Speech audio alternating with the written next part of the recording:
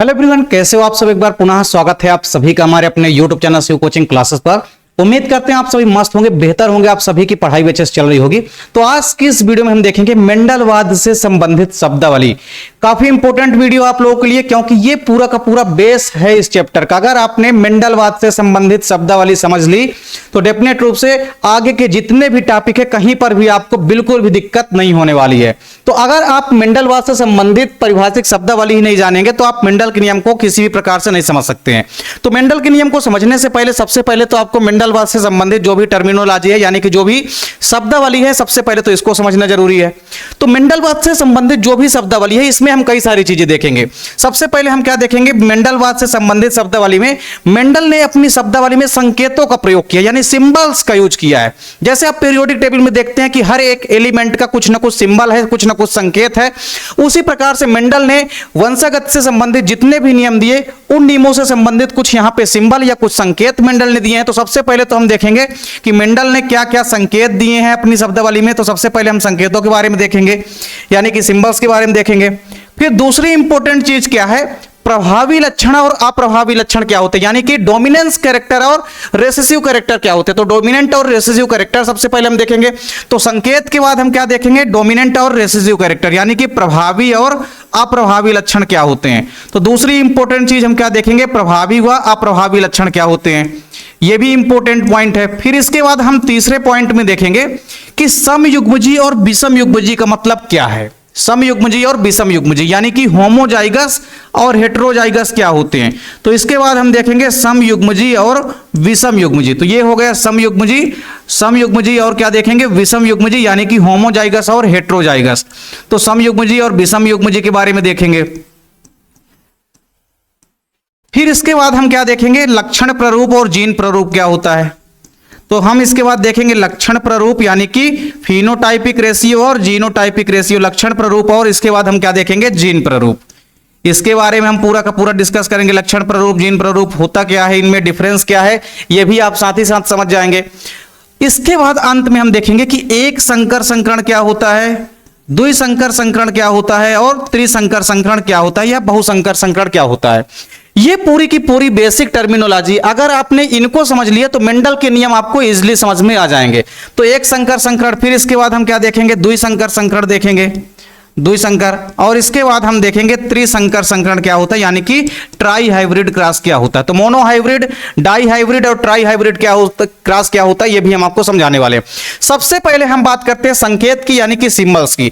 तो आप देखेंगे कि मेंडल ने अपने जितने भी नियम दिए हैं, मेंडल ने 3 नियम दिए। तीनों नियमों में आप देखेंगे कि कई सारे संकेतों का यूज आपको दिखाई देगा। सबसे पहले सिंबल या संकेत की यदि हम बात करते हैं तो देखिए अनुवांशिकी में संकेतों का काफी प्रयोग किया जाता है, यानी अधिकतर मात्रा में आप देखेंगे संकेतों का यूज किया जाएगा। इसमें देखेंगे आप 2 प्रकार के सबसे पहले आपको लक्षण दिखाई देंगे, एक तो प्रभावी लक्षण और एक अप्रभावी लक्षण आपको दिखाई देंगे। तो देखिए अगर किसी भी प्रभावी लक्षण के नाम को हमको दर्शाना है, जैसे मान लीजिए फॉर एग्जांपल एक हम लेते हैं, मान लीजिए कोई पौधा है और पौधा कैसा है, टाल है, यानी कि लंबा है। तो मान लीजिए अगर कोई लंबा पौधा है, कैसा पौधा है, कोई लंबा पौधा मान लीजिए है, तो लंबे पौधे को हम इंग्लिश में क्या बोलते हैं, टाल। तो लंबे पौधों के लिए अगर हमको संकेत लेना पड़ेगा तो हम क्या लेंगे, उसके अंग्रेजी के स्टार्टिंग वर्ड का कैपिटल लेटर में संकेत लेना है। तो यहां पे आप देखेंगे सिंपल सी बात है कि ये पूरा का पूरा जो टर्मिनोलॉजी है इसमें आप आसानी से समझ सकते हैं कि ये जो टर्मिनोलॉजी दिखाई दे रही है, इस टर्मिनोलॉजी में आपको कई सारी चीजें देखने को मिलेगी। ये टर्मिनोलॉजी में आप देखिए सबसे पहले है संकेत। संकेत का मतलब क्या है कि अगर कोई प्रभावी लक्षण है तो उस प्रभावी लक्षण को अगर हमको दर्शाना है तो प्रभावी लक्षण को जब भी हम दर्शाएंगे उसके कैपिटल लेटर के पहले वर्ड से दर्शाएंगे। मतलब कैपिटल लेटर को में हम बोलते हैं, लंबे को क्या बोलते हैं, टाल। मतलब अगर हमको लंबा पौधा लेना है तो उसके लिए संकेत क्या हम दर्शाएंगे, कैपिटल टी लेंगे। वहीं इसका अगर अप्रभावी लक्षण लेंगे, यानी इसका अगर उल्टा या विपरीत लक्षण लेंगे तो उसको हम किस में दर्शाएंगे, इसी के स्मॉल लेटर से दर्शाएंगे, यानी स्मॉल टी से दर्शाएंगे। तो क्या कह रहा है कि प्रभावी लक्षण जो भी होगा उस प्रभावी लक्षण को उसके अंग्रेजी के नाम के प्रथम बड़े अक्षर से दर्शाते हैं, तथा अप्रभावी लक्षण को हम उसी अक्षर के छोटे अक्षरों से प्रदर्शित कर देते हैं। सपोज करिए मान लीजिए किसी फ्लावर का रंग कैसा है, लाल। फ्लावर का रंग मान लीजिए कैसा है, लाल रंग का कोई भी फ्लावर है, तो लाल को हम इंग्लिश में क्या बोलते हैं, रेड। क्या बोलते हैं लाल को इंग्लिश में, रेड। तो रेड का जो स्टार्टिंग वर्ड है मतलब कैपिटल आर, तो कैपिटल आर से हम किसको दर्शाएंगे, लाल पौधे को, क्योंकि लाल पौधा प्रभावी है। और अगर एक हम इसका अपोजिट लक्षण ले रहे हैं, जैसे मान लीजिए हम सफेद फ्लावर ले रहे हैं, तो सफेद फ्लावर के लिए हम किस में दर्शाएंगे, तो सफेद फ्लावर जो है लाल फ्लावर का अप्रभावी लक्षण है, तो इसी का अप्रभावी लक्षण है, लाल का ही अप्रभावी लक्षण कौन सा हो गया, सफेद। तो अगर हम लाल को दर्शा रहे हैं कैपिटल आर से, तो सफेद को हम दर्शाएंगे किस में से, स्मॉल आर से। तो ये चीज उम्मीद करता हूं क्लियर हो गई होगी। मतलब किसी भी प्रभावी लक्षण को अगर हमको दर्शाना है तो उसके हम इंग्लिश का जो उसका नाम होता है उसके पहले कैपिटल वर्ड को दर्शाते हैं। मतलब इंग्लिश में उसका जो भी नाम होगा उसके कैपिटल वर्ड से हम क्या करेंगे, रिप्रेजेंट करेंगे। तो ये चीज आपको समझ में आनी चाहिए। इसके बाद उसका अगर अप्रभावी लक्षण है तो उस अप्रभावी लक्षण को हम किस में दर्शाते हैं, उस अप्रभावी लक्षण को हम उसी के स्मॉल लेटर से रिप्रेजेंट करते हैं। तो पहली चीज क्या है कि प्रभावी और अप्रभावी लक्षण को कैसे दर्शाएंगे। फिर इसके बाद यहां पे क्या दिया गया, पैतृक पीढ़ी। मतलब जनक जो होते हैं, जनक में मादा होगी और नर होगा, तो नर और मादा क्या हो गए, मान लीजिए जनक हो गए। तो जनक के लिए अगर हमको रिप्रेजेंट करना है, तो अगर हमको किसी भी जनक को रिप्रेजेंट करना है तो उसके लिए हमको क्या करना पड़ेगा, तो जनक को अगर हमको दर्शाना है तो सिंपल सी बात है, इसके लिए हम कौन सा संकेत लेंगे, P1 P2 लेंगे। क्या लेंगे, P1 P2। एक को हम P1 मान लेंगे और दूसरे को हम क्या मान लेंगे, P2। पैतृक पीढ़ी का मतलब है कि जनक, तो जनक अगर हम लेंगे, एक मेल लेंगे एक फीमेल लेंगे, तो मेल को हम मान लीजिए P1 से दर्शा रहे हैं, तो फीमेल को आप किससे दर्शाएंगे, P2 से। तो P1 P2 से हम किसको दर्शाते हैं, P1 और P2 से हम किसको दर्शाते हैं, जनकों को दर्शाते हैं। एक चीज समझ में आ गई होगी। फिर बात करते हैं प्रथम पुत्री पीढ़ी की। तो जो प्रथम पीढ़ी आती है, मतलब ये जो प्रथम पुत्री पीढ़ी आती है, इसको हम किस में से दर्शाते हैं, इसको हम दर्शाते हैं F1 से। यानी इसको हम बोलते हैं F1 जनरेशन। F1 जनरेशन का मतलब होता है प्रथम पुत्री पीढ़ी। तो प्रथम पुत्री पीढ़ी को हम किस में से दर्शाते हैं, F1 से दर्शाते हैं। अब इंपॉर्टेंट चीज है क्रॉस। अगर हम दो जनकों के मध्य क्रॉस कराते हैं तो उसके लिए संकेत क्या है, ये आपको क्रॉस करा देना है। ठीक, क्रॉस का डायग्राम ये है, आप जैसे मल्टीपल करते हैं, गुणा करते हैं, आप उसी प्रकार से आपको क्रॉस करा देना है। फिर इसके बाद देखिए मादा एवं नर, नर और मादा के लिए कौन सा संकेत है, तो अगर ये हो गया, अगर मान लीजिए गोलाकार संरचना, इसके ऊपर हमने अगर एरो का चिन्ह लगा दिया तो ये किसका संकेत है, ये मेल का संकेत होता है। और फीमेल का संकेत क्या होता है, आप गोलाकार बनाइए, इसके नीचे प्लस लिख दीजिए, तो प्लस वाला क्या है, ये प्लस वाला होता है मादा और ये हो गया नर। दोनों चीजें क्लियर। और अगर बाइसेक्सुअली को दर्शाना है, मतलब मेल और फीमेल अगर दोनों है, तो मेल और फीमेल दोनों को दर्शाने के लिए एक साथ आप इसमें कर दीजिए ये। ठीक, अब अगर द्वितीय पुत्री पीढ़ी की बात करते हैं, तो दूसरी पुत्री पीढ़ी जब आएगी तो इसके लिए हम क्या दर्शाएंगे, F2 मतलब सेकंड जनरेशन। तो प्रथम पुत्री पीढ़ी को जब हमने F1 से दर्शाया, तो जाहिर सी बात है द्वितीय पुत्री पीढ़ी को हम किस में दर्शाएंगे, F2 को दर्शाएंगे। तो इतनी सारी चीजें आपको समझ में आ गई होगी। तो ये मेंडल ने अपनी शब्दावली, अपने जो भी नियम दिए, उन नियमों में उन्होंने इन शब्दावली यानी इन संकेतों का प्रयोग किया है। तो ये जितने भी सिंबल हैं, इन सिंबल को आपको याद रखना है, क्योंकि जब हम आपस में दो जनकों के मध्य क्रॉस कराएंगे तो हम इसी प्रकार से कराएंगे। जैसे मान लीजिए हमने नर और मादा के मध्य क्रॉस कराया, तो नर और मादा हम क्या कर रहे हैं, क्रॉस करा रहे हैं, तो इनके मध्य हम ऐसे क्रॉस कराएंगे, ये क्रॉस का चिन्ह हो गया। अब मेल को हम मान लीजिए P1 मान लेंगे और फीमेल को क्या मान लेंगे, P2 मान लेंगे। तो ये क्या हो गए, दो जनक हो गए, मेल और फीमेल। तो ये क्या हो गए, जनक हो गए। तो जनक को हम किस में दर्शाते हैं, P1 P2 से दर्शाते हैं। तो ये उम्मीद करता हूं कि सिंबल या संकेत जो है आपको समझ में आ गए होंगे। आप सबसे पहले तो इनका स्क्रीनशॉट ले लीजिए कि किसको हम किस संकेत या सिंबल के द्वारा रिप्रेजेंट करते हैं। फिर इसके बाद आपको देखना है प्रभावी व अप्रभावी लक्षण क्या होते हैं। तो सिंपल सी बात है कि अगर मान लीजिए हम जनकों के मध्य क्रॉस कराते हैं, तो दो जनक के मध्य मान लीजिए हमने क्रॉस कराया। अब दोनों जनक में हमने जब क्रॉस कराया तो F1 पीढ़ी में हमको जो लक्षण दिखाई देंगे, फॉर एग्जाम्पल जैसे मान लीजिए एक लक्षण हम लेते हैं, कोई भी लाल पुष्प है। कौन सा पुष्प है, लाल पुष्प है। तो इस लाल पुष्प का क्रॉस अगर हम किसके साथ करा दें, इसका क्रॉस अगर हम करा देते हैं सफेद पुष्प के साथ, किसके साथ करा देते हैं, इसका क्रॉस अगर हम करा देते हैं किसके साथ, सफेद पुष्प के साथ करा देते हैं। ठीक है, व्हाइट फ्लावर के साथ। तो होगा क्या, देखिए लाल रंग के पुष्प के लिए हम जो जीन लेंगे वो क्या लेंगे, कैपिटल आर।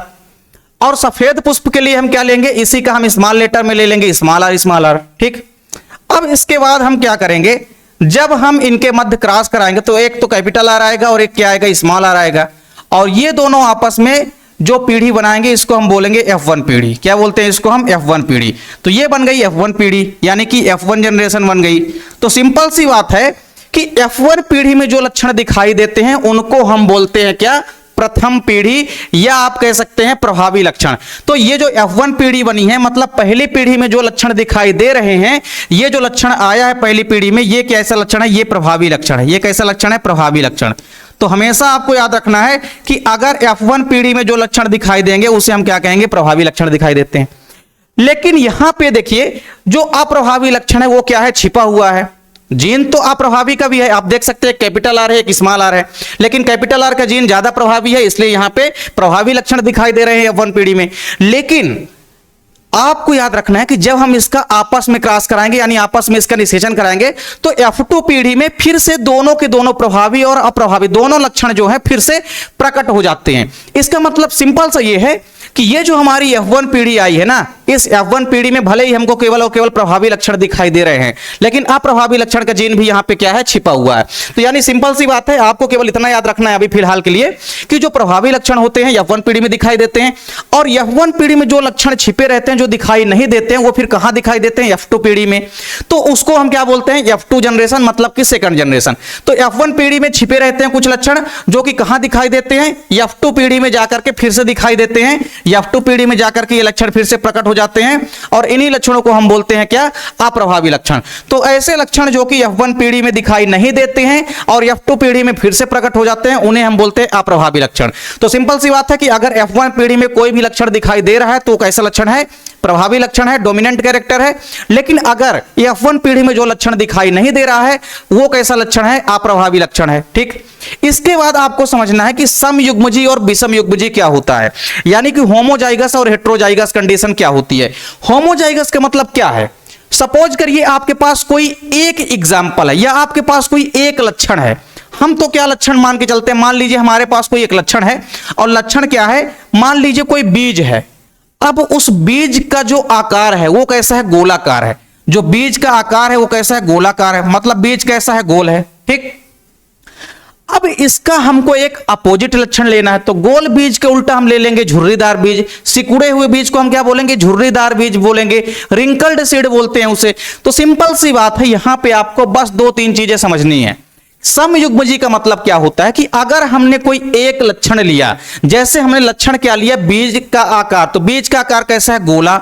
तो अगर बीज का आकार गोला है तो इसके लिए हम कौन से जीन लेंगे, कैपिटल आर, कैपिटल आर, क्योंकि गोलाकार को हम इंग्लिश में क्या बोलते हैं, राउंड। तो राउंड का पहला अक्षर क्या है, कैपिटल आर। तो कैपिटल आर से हम प्रेजेंट करेंगे किसको, ये गोलाकार को। तो गोलाकार जो बीज है इसके लिए हमने यहां पे जीन के दो एलील लिए हैं, कैपिटल आर, कैपिटल आर।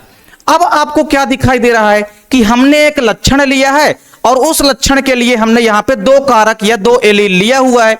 तो कैपिटल आर हमने दो जीन यहां पे ले रखा है। तो एक लक्षण के लिए अगर हम दो जीन मान लीजिए कि ले रहे हैं और वो दोनों के दोनों जीन अगर क्या है, समान हैं, तो उसे हम बोलते हैं समयुग्मजी। तो यहां पे कैपिटल आर समान है, इसलिए इसे हम क्या बोलेंगे, समयुग्मजी बोलेंगे। क्या बोलेंगे, इसे हम बोलेंगे समयुग्मजी। तो ये सिंपल सी बात है जो कि आपको नोट कर लेनी है। यानी अगर किसी एक लक्षण के लिए हम दो जीन ले रहे हैं और दोनों कारक जीन या एलील समान हैं तो उसे हम बोलते हैं समयुग्मजी। और मान लीजिए कोई हम एक ऐसा लक्षण ले रहे हैं जिसके लिए हम एक कैपिटल आर ले रहे हैं, एक स्मॉल आर ले रहे हैं।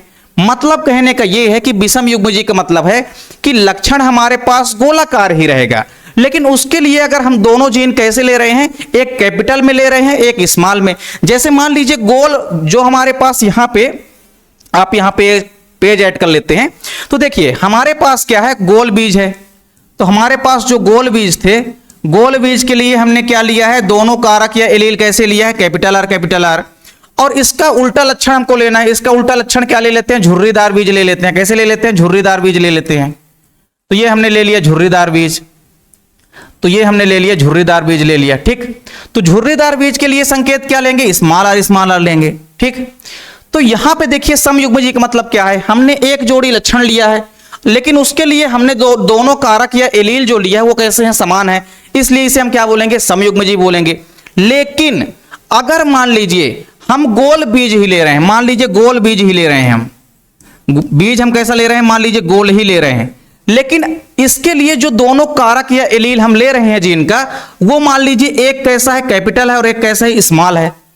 तो इसे हम क्या बोलेंगे, इसे हम बोलेंगे विषमयुग्मजी। विषमयुग्मजी का मतलब क्या है कि ये बीज भी कैसे हैं, कैपिटल आर का मतलब भी क्या है, गोल बीज, और कैपिटल आर स्मॉल आर भी क्या है, गोल बीज। तो लक्षण तो दोनों का सेम है, लेकिन यहां पे जो हमने कारक या एलील लिया है वो क्या है, समान नहीं है। तो यहां पे तो लक्षण जो हमने लिया है, यहां पे क्या है, यहां पे कारक या एलील क्या है, समान है।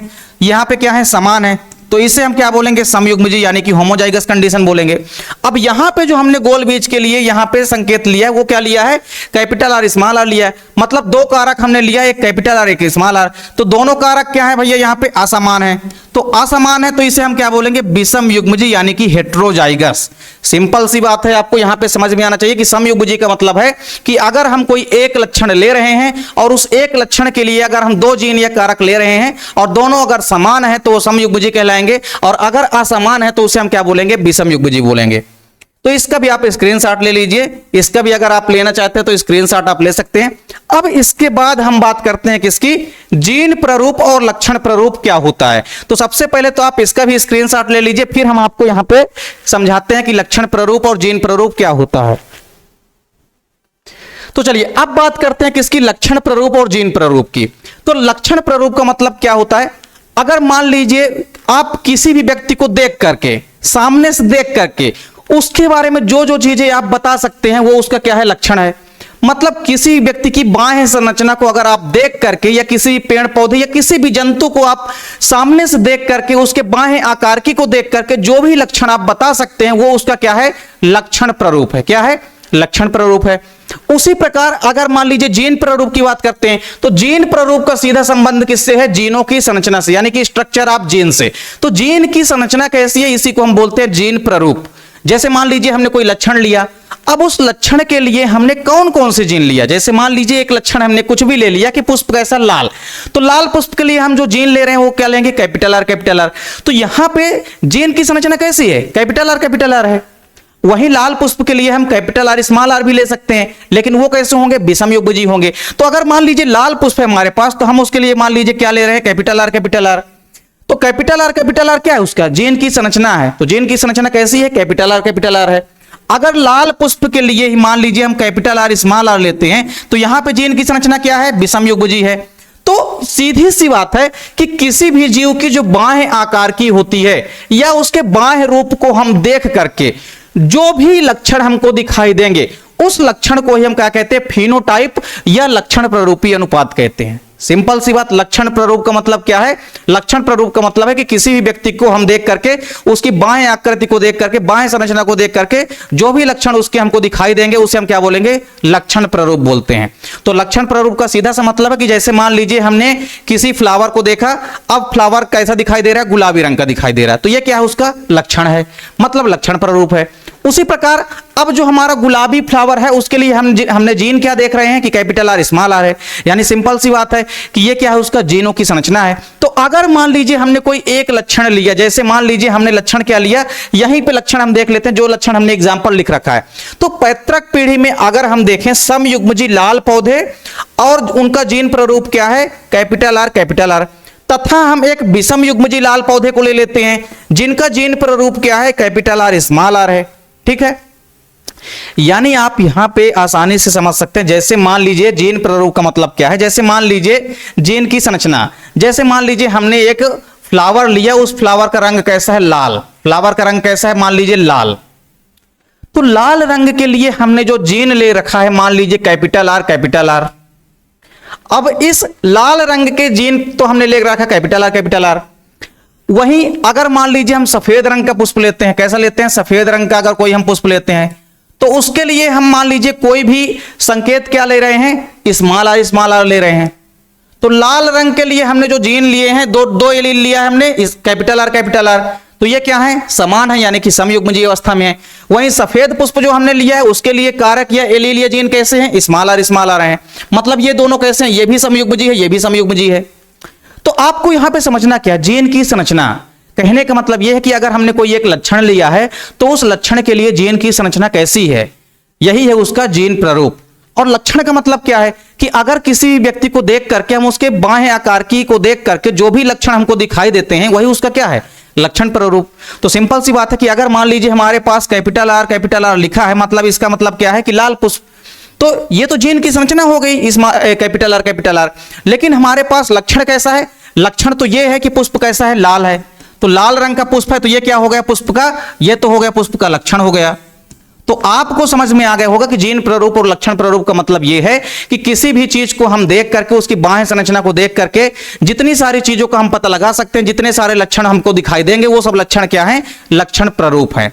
जबकि जीन संरचना का मतलब क्या होता है? जीन प्रारूप का मतलब क्या होता है? जीनों की संरचना से, मतलब हमने कोई एक लक्षण लिया और उस लक्षण के लिए हमने कौन कौन से जीन का एलील लिया है, तो उस जीन की संरचना कैसी है, वह उसका क्या कहलाएगी? जीन प्रारूप कहलाएगी। तो उम्मीद करता हूं कि आपको लक्षण प्रारूप और जीन प्रारूप समझ में आ गया होगा। चलिए अब इसके बाद हम बात करते हैं एक संकर संकरण क्या होता है। इसको हम बोलते हैं मोनोहाइब्रिड क्रॉस। क्या बोलते हैं? एक संकर संकरण को हम बोलते हैं इंग्लिश में मोनोहाइब्रिड क्रॉस। क्या बोलते हैं? Monohybrid cross. तो मोनोहाइब्रिड क्रॉस का मतलब होता है, सपोज करिए हमने कोई एक जोड़ी लक्षण लिया है, एक जोड़ी लक्षण लिया, अब उस एक जोड़ी लक्षण को अगर ले करके हम आपस में क्रॉस कराएंगे तो इस प्रकार के क्रॉस को हम मोनोहाइब्रिड क्रॉस बोलेंगे, या इस प्रकार के संकरण को हम एक संकर संकरण बोलेंगे। जैसे मान लीजिए हमको यहां पे कोई एक लक्षण लेना है, एक लक्षण लेना, जैसे मान लीजिए लक्षण हमने क्या ले लिया है? पुष्प की ऊंचाई, या आप पौधे की ऊंचाई ले सकते हैं। तो हमने यहां पे एक लक्षण ले लिया पौधे की ऊंचाई। तो मान लीजिए हमारे पास लक्षण क्या है? पौधे की ऊंचाई। तो पौधे की ऊंचाई के अनुसार क्या होगा? पौधा या तो लंबा होगा या तो बौना होगा। ठीक, पौधा या तो क्या होगा? लंबा होगा या तो बौना होगा। तो मान लीजिए हमारे पास लंबे पौधे हैं, तो हमारे पास मान लीजिए क्या है? लंबे पौधे हैं। तो ये हो गए लंबे पौधे। अब इस लंबे पौधे का उल्टा लक्षण हमको लेना है। तो लंबे पौधे का उल्टा क्या हो जाएगा? बौने पौधा। तो लंबे पौधे का उल्टा हो जाएगा बौना पौधा, यानी कि ड्वार्फ प्लांट। इंग्लिश में क्या बोलेंगे? इसे हम टाल प्लांट, इसे हम क्या बोलेंगे? Dwarf plant. तो ये हो गया बौना पौधा। अब आप मेरे को ये बताइए कि यहां पे कितने लक्षण है? टोटल 2 लक्षण है। तो 2 लक्षण हुए, मतलब एक जोड़ी लक्षण हुआ। सिंपल सी बात है। यानी यहां पे हमको कोई एक लक्षण लेना है और उस एक लक्षण का हमको विपरीत या विरोधी लक्षण ले लेना है और उसके मध्य क्रॉस करा देना है। तो इस प्रकार का क्रॉस क्या कहलाएगा? मोनोहाइब्रिड क्रॉस कहलाएगा। तो मोनोहाइब्रिड क्रॉस का मतलब है कि जब हम केवल एक जोड़ी विपरीत या विरोधी लक्षणों वाले जोड़ों को ध्यान में रख करके क्रॉस कराते हैं, तो इसे हम एक संकर संकरण कहते हैं। मतलब क्या है कि एक जोड़ी लक्षण लेना है। एक जोड़ी मतलब एक जोड़ी में कितने होते हैं? 2 लक्षण। तो हमने 2 लक्षण लिया है। पौधे की ऊंचाई हमने ली है, तो यहां पे हमने उसके 2 लक्षण लिया है। एक तो पौधा क्या लंबा, तो एक लक्षण हो गया लंबा पौधा, दूसरा लक्षण क्या हो गया? बौना पौधा। तो 2 लक्षण हो गए, यानी एक जोड़ी लक्षण हो गया। तो एक जोड़ी लक्षण को हमने लिया और उसके मध्य हमने क्रॉस करा दिया, तो इस प्रकार का क्रॉस कहला गया मोनोहाइब्रिड क्रॉस, यानी कि एक संकर संकरण। तो लंबे पौधों के लिए जो जीन होता है उसका कारक हम लेंगे, क्या लेंगे यहां पे? लंबे पौधों के लिए हम लेंगे यहां पे क्या? कैपिटल। हम लेंगे यहां पे लंबे पौधे के लिए कैपिटल टी। और बौने पौधों के लिए हम क्या लेंगे भैया? तो स्मॉल टी लेंगे। अब इनके मध्य अगर हम क्रॉस कराएंगे तो इस प्रकार का क्रॉस क्या कहलाएगा? मोनोहाइब्रिड क्रॉस कहलाएगा। तो मोनोहाइब्रिड क्रॉस का मतलब है कि अगर हम केवल एक ही जोड़ी को लक्षण को लेते हैं और एक जोड़ी लक्षण को लेकर के हम आपस में क्रॉस करा देते हैं उनके मध्य, तो इस प्रकार के संकरण को हम बोलते हैं एक संकर संकरण। तो हमने यहां पे एक जोड़ी लक्षण लिया है और हमने आपस में क्या करा दिया? क्रॉस करा दिया। सेम इसी प्रकार देखिए आप द्विसंकर संकरण क्या होता है, यानी कि डाई हाइब्रिड क्रॉस। इसे हम क्या बोलते हैं? इसे हम बोलते हैं डाई हाइब्रिड क्रॉस। क्या बोलते हैं? इसे हम बोलते हैं डाई हाइब्रिड क्रॉस। तो डाई हाइब्रिड क्रॉस आप देखेंगे आसानी से, सेम आपने जैसे मोनोहाइब्रिड क्रॉस देखा है उसी प्रकार से आपको डाई हाइब्रिड क्रॉस देखने को मिलेगा। डाई हाइब्रिड में 2 आ जाएगा। हमने वहां पे एक जोड़ी लक्षण लिया था, यहां पे केवल आपको एक वर्ड चेंज करना है, 2 जोड़ी लक्षण ले लेना है। तो यहां पे 2 जोड़ी लक्षण ले लीजिए। तो 2 जोड़ी लक्षण में हम क्या क्या ले सकते हैं? देखिए, एक लक्षण हमको लेना है पौधे की ऊंचाई। हम एक लक्षण क्या ले रहे हैं? पौधे की ऊंचाई ले रहे हैं, ठीक। और दूसरा लक्षण हम क्या ले रहे हैं? पुष्प का रंग, ठीक है। तो 2 लक्षण हमको लेना है और उन दोनों ही लक्षणों के 2 अपोजिट यानी कि विपरीत या विरोधी लक्षण लेना है। तो चलिए यहां पे हम क्या ले लेते हैं? पौधे की ऊंचाई के अनुसार, यानी यहां पे हम टाल प्लांट ले लेते हैं। क्या ले लेते हैं? टाल प्लांट।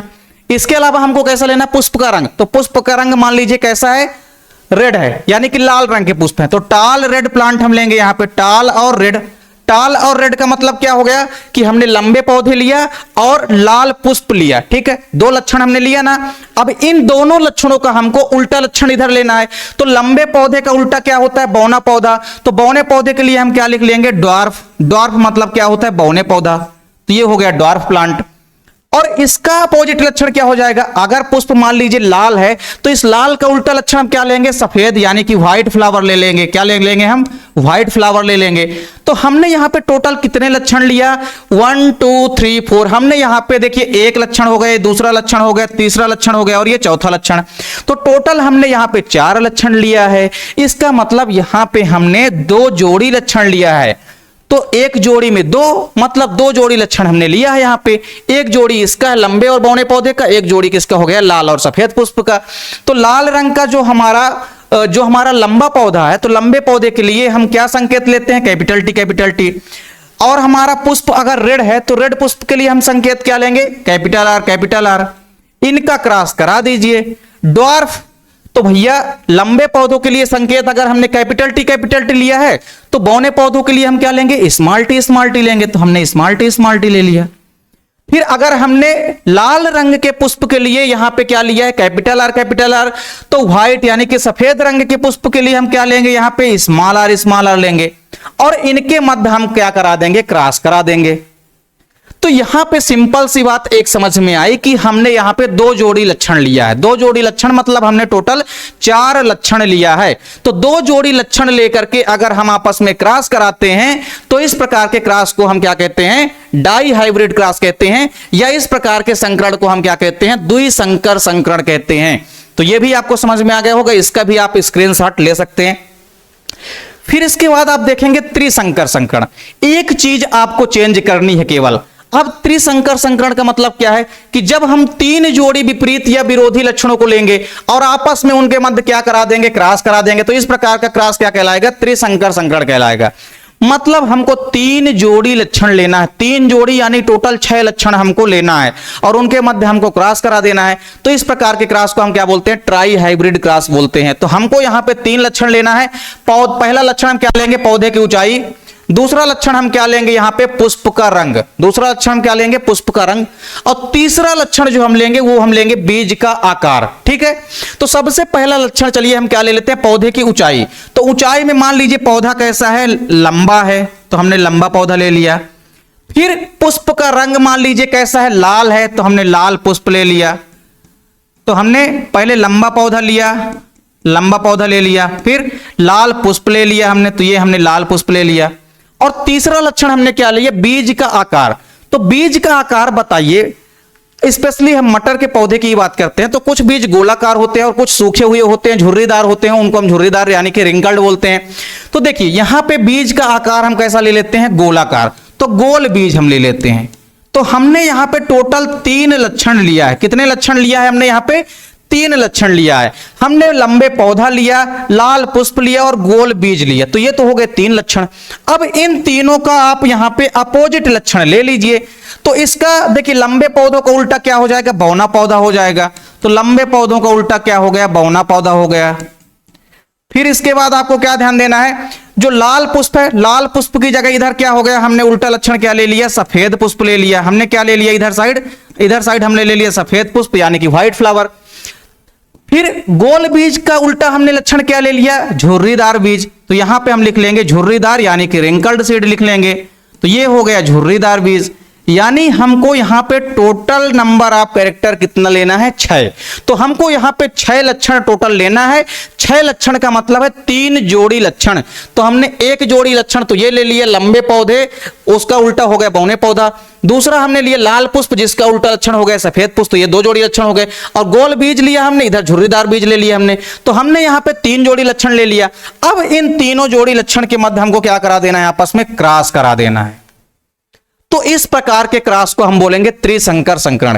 कहने का मतलब यह है कि हमको टोटल 3 जोड़ी लक्षण लेना है और 3 जोड़ी लक्षण को लेकर के आपस में क्रॉस करा देना है। तो इस प्रकार के क्रॉस को हम बोलेंगे ट्राई हाइब्रिड क्रॉस। इसको इंग्लिश में हम क्या बोलेंगे, ट्राई हाइब्रिड क्रॉस। क्या बोलेंगे, ट्राई हाइब्रिड क्रॉस।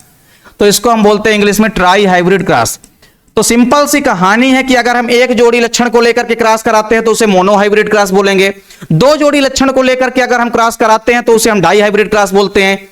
और अगर 3 जोड़ी लक्षण को लेकर के हम क्रॉस कराते हैं तो उसे हम ट्राई हाइब्रिड क्रॉस या त्रिसंकर संकरण कहते हैं। तो उम्मीद करता हूं कि आपको मोनो हाइब्रिड क्रॉस क्या होता है, डाई हाइब्रिड क्रॉस क्या होता है, ट्राई हाइब्रिड क्रॉस क्या होता है, ये आपको समझ में आ गया होगा। अभी जब आप मेंडल के नियम पढ़ेंगे तो वहां पे आप पढ़ेंगे प्रभाविता का नियम, पृथक्करण का नियम। वहां पे आप देखेंगे कि कैसे मोनो हाइब्रिड क्रॉस क्या होता है। इसके अलावा जब आप देखेंगे किसमें, जब आप स्वतंत्र अपव्यूहन का नियम पढ़ेंगे यानी कि लॉ ऑफ इंडिपेंडेंट असॉर्टमेंट। तो जब इंडिपेंडेंट असॉर्टमेंट अलॉटमेंट का लॉ आप पढ़ेंगे तो उसमें आप देखेंगे कि हम वहां पे दो जोड़ी लक्षण को लेकर के क्रॉस कराएंगे। यानी कहने का मतलब यह है कि आपने जो मोनोहाइब्रिड, डाई हाइब्रिड और ट्राई हाइब्रिड क्रॉस पढ़ा है, आगे चल के इसका आपको देखने को मिलेगा कि जब हम आपस में इनका क्रॉस कराते हैं तो F1 पीढ़ी कैसे प्राप्त होती है और F1 पीढ़ी के बाद फिर F2 पीढ़ी कैसे प्राप्त होती है। उस F1 और F2 पीढ़ी का जीनोटाइप और फिनोटाइप रेशियो किस प्रकार से आप ज्ञात करते हैं, आपस में क्रॉस किस प्रकार से कराते हैं, तो वो आपको पूरा का पूरा हम मेंडल के नियम में एक्सप्लेन करेंगे। तो यहां की आज की इस वीडियो में पूरा का पूरा जो मेंडलवाद से संबंधित टर्मिनोलॉजी यानी कि शब्दावली है, उम्मीद करता हूं कि आपको समझ में आ गई होगी। सबसे पहले हमने क्या देखा, संकेत देखा। हमने कई सारे संकेत देखे कि संकेत किसको हम किससे रिप्रेजेंट करते हैं। इसके बाद हमने प्रभावी व अप्रभावी लक्षण देखा क्या होता है। हमने इसके बाद देखा जीन प्रारूप और लक्षण प्रारूप क्या होता है, यानी कि जीनोटाइप और फिनोटाइप क्या होता है। इसके अलावा हमने देखा समयुग्मजी और विषम युग्मजी क्या होते हैं, यानी कि होमोजाइगस और हेट्रोजाइगस क्या होते हैं। तो इस प्रकार से यहां पे उम्मीद करता हूं कि पूरे के पूरे टॉपिक आपको क्लियर हो गए होंगे। उम्मीद करता हूं वीडियो पसंद आई होगी। वीडियो अच्छी लगे तो लाइक कमेंट जरूर करें, साथ ही साथ दोस्तों के बीच अपने ज्यादा से ज्यादा वीडियो को शेयर करें। चैनल पे अगर आप नए हैं तो चैनल को सब्सक्राइब जरूर कर लें। मिलते हैं आपसे नेक्स्ट वीडियो में, तब तक के लिए जय हिंद, वंदे मातरम।